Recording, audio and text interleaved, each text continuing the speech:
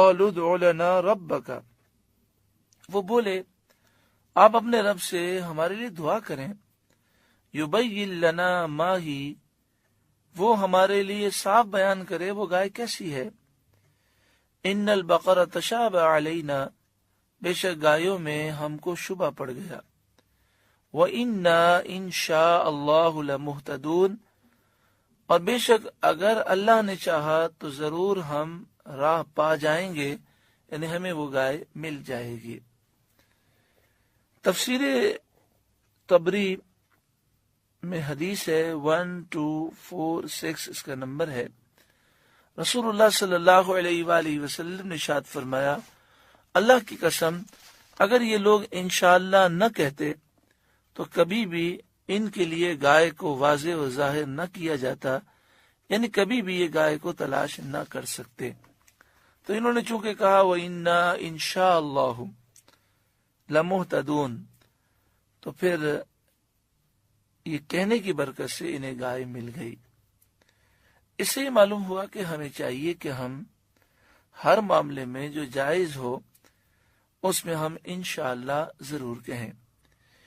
انشاءاللہ کے لفظی معنی ہے اگر اللہ نے چاہا، اور اس میں بندے کی عاجزی کا اظہار ہے۔ مثلا ایک شخص وہ کوئی چیز خریدنے جا رہا ہے، اس سے پوچھا جائے کہاں جا رہے ہیں تو وہ کہے میں مارکیٹ جا رہا ہوں، وہاں جا کر انشاءاللہ میں یہ چیز خریدوں گا، تو اس کے معنی یہ ہے کہ میرے پاس پیسے بھی ہیں، وہاں جا بھی رہا ہوں، اگر اللہ تعالی مدد فرمائے گا تو میں یہ کام کرنے میں کامیاب ہو جاؤں گا۔ تو چونکہ اس میں عاجزی کا اظہار ہے تو غیبی مدد ہوتی ہے، اور انشاءاللہ کہنے کی برکت سے رکاوٹیں دور ہو جاتی ہیں۔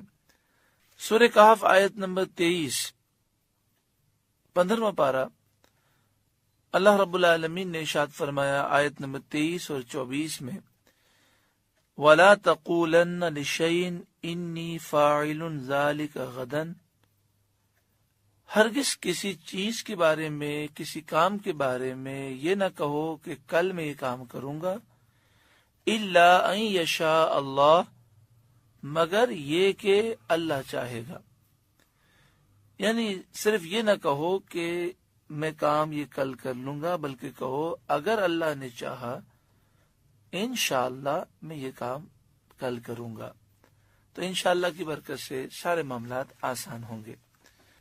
حضرت موسیٰ علیہ السلام سے یہ کہنے لگے کہ پیلی گائے اور اس کا رنگ بھی گہرا ہو، ڈارک ہو، اور پھر دیکھنے والے کو اچھی بھی لگے، دیکھنے والوں کو خوش کرتی ہو، ایسی گائے کہاں ملے گی؟ اب ہمیں گایوں میں تو شبہ ہو گیا، آپ مزید واضح فرمائیں، انشاءاللہ ہم پالیں گے۔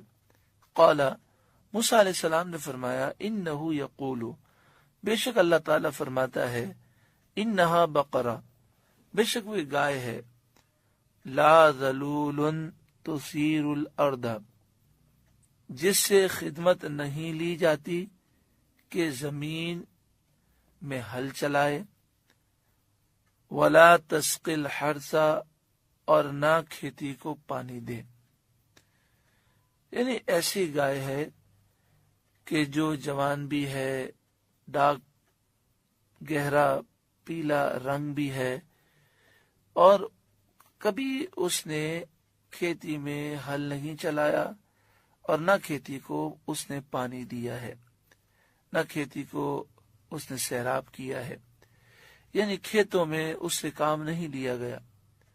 مسلمتن، بے عیب ہے، لا شیۃ فیہا، جس میں کوئی داغ نہیں۔ قالوا الآن جئت بالحق، بولے اب آپ ٹھیک بات لائے، یعنی اب تشفی ہوئی اور پوری شان و صفت معلوم ہوئی، یعنی خود انہوں نے مختلف سوالات کیے اور خود اپنے آپ کو مشکل میں ڈالا، لیکن جب حضرت موسیٰ علیہ السلام نے ساری وضاحتیں فرما دی تو کہنے لگے کہ اب آپ ٹھیک بات لائے۔ کیسی ضدی قوم تھی اور کیسی بے ادب قوم تھی۔ ان اطراف میں انہوں نے گائے کی تلاش کی تو جہاں یہ رہتے تھے اس کے آس پاس صرف ایک گائے ایسی تھی۔ اس کا حال یہ ہے کہ بنی اسرائیل میں ایک نیک شخص تھے، ان کا ایک چھوٹا سا بچہ تھا اور ان کے پاس ایک گائے کے بچے کے علاوہ کچھ نہ تھا۔ انہوں نے اس گائے کے بچے کی گردن پر مہر لگا کر اللہ کے نام پر چھوڑ دیا اور اللہ کی بارگاہ میں عرض کیا، اے میرے رب، میں اس گائے کے بچے کو اپنے بیٹے کے لیے تیرے پاس امانتاً رکھتا ہوں، جب میرا بیٹا بڑا ہو جائے تو یہ گائے اے مالک تو اسے عطا کر دینا۔ اس کے بعد ان کا انتقال ہو گیا۔ وہ گائے کا بچہ جنگل میں پرورش پاتا رہا۔ یہ لڑکا بڑا ہوا۔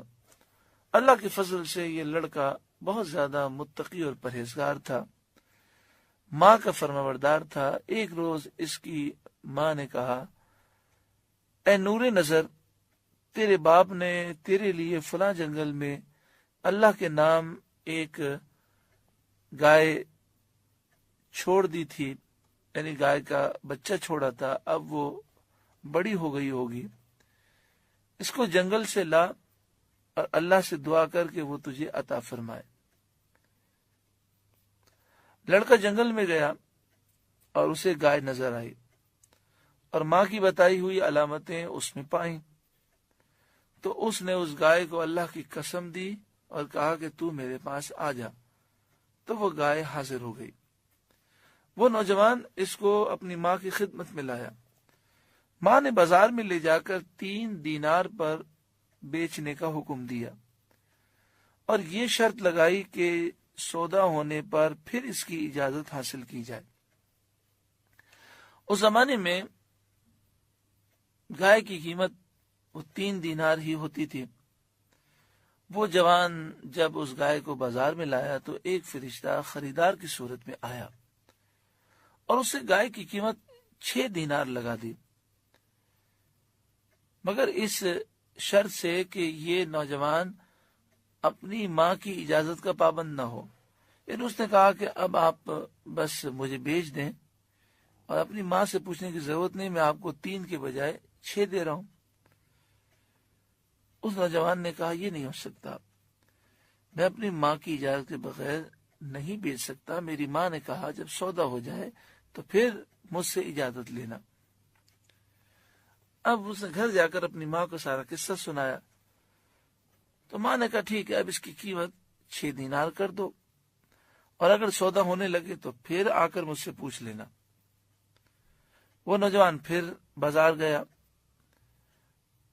فرشتہ انسانی شکل میں خریدار بن کر آیا اور اس نے کہا کہ 6 دینار کے بجائے میں تمہیں 12 دینار دیتا ہوں، مگر یہ اپنی والدہ کی اجازت پر موقوف نہ رکھو، ابھی مجھے بیچ دو۔ نوجوان نے کہا یہ نہیں ہو سکتا، میں اپنی ماں کی نافرمانی نہیں کر سکتا۔ میری ماں نے کہا جب سودا ہو جائے تو مجھ سے آ کر پوچھ جانا۔ اب وہ نوجوان اپنی ماں کے پاس گیا اور سارا قصہ سنایا تو ماں نیک تھیں، صالحہ تھیں، صاحب فراست تھیں۔ وہ سمجھ گئی کہ یہ خریدار نہیں، کوئی فرشتہ ہے جو امتحان کے لیے آیا ہے۔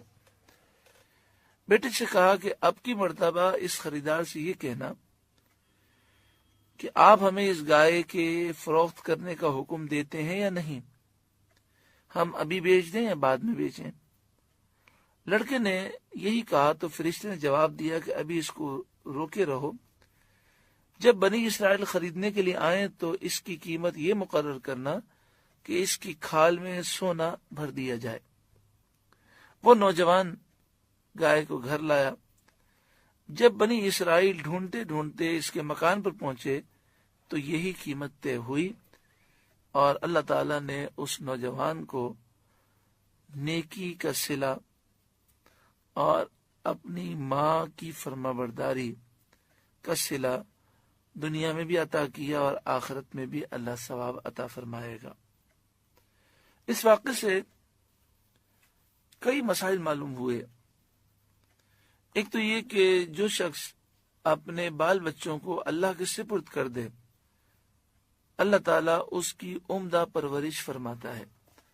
تو ہمیں چاہیے کہ ہم یہ جملہ کہہ دیا کریں کہ ہم نے اپنے آپ کو، اپنے گھر بار کو، اپنے بچوں کو اللہ کے سپرد کیا۔ سرکار دو عالم صلی اللہ علیہ وآلہ وسلم جب کسی کو رخصت کرتے سفر پر تو آپ اسے یہ دعا دیتے، استودع اللہ دینک و امانتک و خواتیم عملک، میں تمہارے دین کو، تمہاری امانت کو اور تمہارے کام کے انجام کو اللہ کے سپرد کرتا ہوں۔